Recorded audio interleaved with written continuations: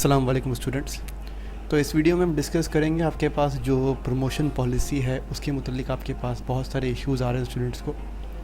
सबसे पहला issue students को ये आ रहा है कि बहुत सारे स्टूडेंट्स और पेरेंट्स ऐसे हैं जो इस बात पे कंफ्यूज हैं कि उनके बच्चों ने या स्टूडेंट्स ने एडमिशन फॉर्म जमा नहीं करवाया।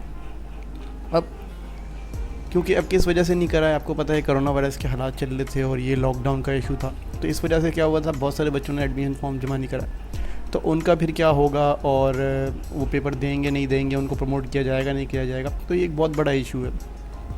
तो हुकूमत को ये चाहिए कि भाई ऐसे स्टूडेंट्स को भी प्रमोट करे, या फिर जैसे कि KPK बोर्ड ने जो एक डिसीजन लिया है कि जिन बच्चों ने एडमिशन फॉर्म जमा नहीं करवाए थे उनके लिए दोबारा जो है एक डेट अनाउंस की जाएगी, उस डेट को वो जो है एडमिशन फॉर्म जमा करवाएंगे।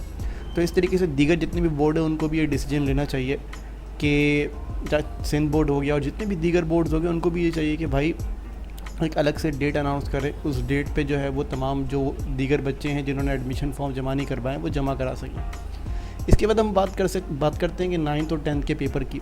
जो आपके पास पंजाब में 9th और 10th के पेपर हो चुके हैं, उन पेपर्स की जो चेकिंग चल रही है, अलबत्ता अगर उन पेपर्स में कोई बच्चा फ़ेल हो जाता है तो फिर उसका क्या किया जाए। तो ऐसे स्टूडेंट्स अगर फ़ेल हो जाते हैं तो फिर इस साल स्पेशल एग्ज़ाम्स होने का तो चांसेस बहुत कम हैं। तो फिर होता ये था कि वो सप्ली पेपर देते थे और उनमें क्लियर होते थे।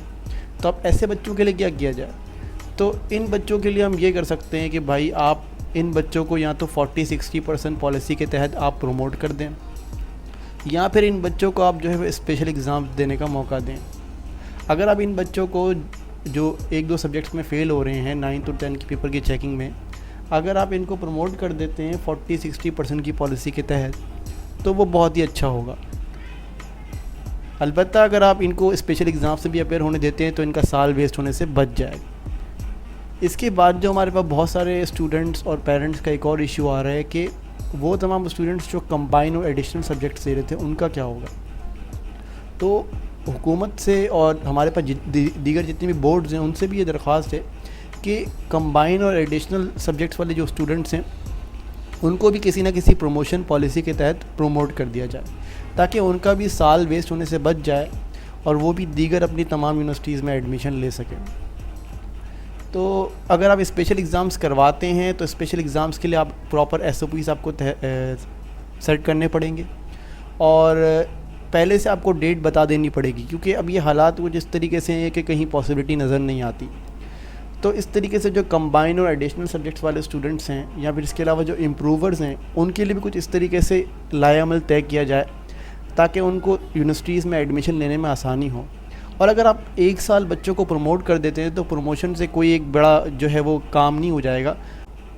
एक और बात ये कि जो आप 11th या 12th में पढ़ते हैं वो तमाम आपकी स्टडीज़ जो है वो यूनिवर्सिटीज़ की स्टडीज़ के साथ इंटरलिंक करती हैं।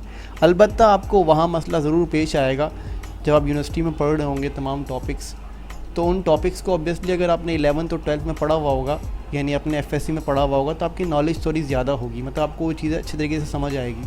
लेकिन अगर आपके कॉन्सेप्ट जितने क्लियर नहीं होंगे तो आपको इतना अच्छी तरीके से समझ नहीं आएगा।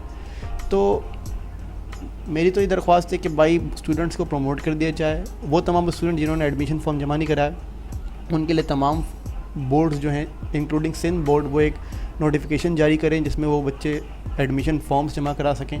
अगर हो सके तो उनको भी प्रमोशन पॉलिसी के तहत प्रमोट कर दिया जाए। इसके अलावा पंजाब में जो पेपर चेकिंग हो रही है उन बच्चों को भी पास कर दिया जाए, उनके लिए कोई एक पॉलिसी बनाई जाए 40-60% की, और या फिर उनको स्पेशल एग्ज़ाम्स में अपेयर होने दिया जाए। और कंबाइन और एडिशनल सब्जेक्ट्स के मुतालिक मैं आपको पहले से बता चुका हूँ। इसके अलावा भी अगर आपकी कोई क्वेरी हो तो डेफिनेटली आप मुझसे कमेंट में पूछ सकते हैं। कोशिश करके मैं आपके कमेंट के तमाम रिप्लाई दूँगा।